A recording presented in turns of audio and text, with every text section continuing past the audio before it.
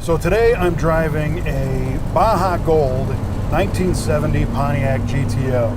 Very clean car, belongs to a good friend of ours and a good customer. His name is Mo. He's had this car for quite a while, and we've done some work on it here and there at the V8 Speed and Resto shop in the past. We resealed and detailed the Pontiac Ram Air 3 400 V8. We fixed the AC system on it. We put a serpentine drive belt system on it. But this past go around, we've just finished converting this car from a turbo 400 automatic transmission to a Tremec TKO 600 5-speed manual that we got from Modern Driveline.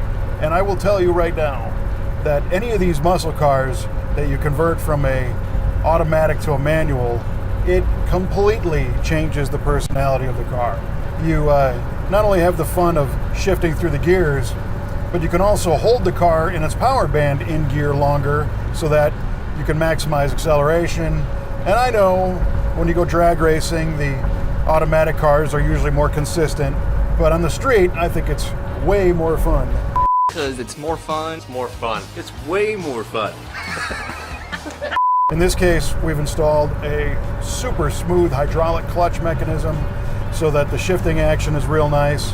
And right now I'm in 5th gear going down the highway, 55 miles an hour at about 1500 RPM. As we increase speed up to 60 miles an hour, now I'm pushing about 1700.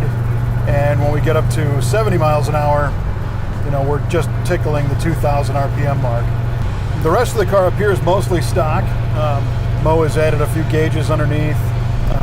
The original radio was rebuilt with modern electronics in it, so now it's got a connector for an auxiliary pod so he can listen to different music.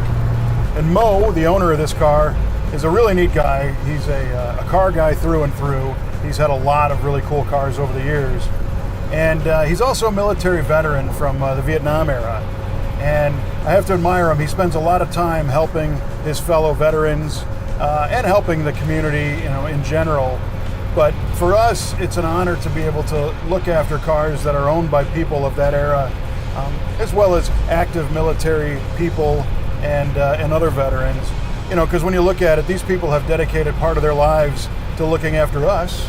So it's our pleasure and our honor to keep an eye on their cars and help them out whenever they're needed. So Mo's become a really good friend over the years, and we appreciate him and everybody who has served our country.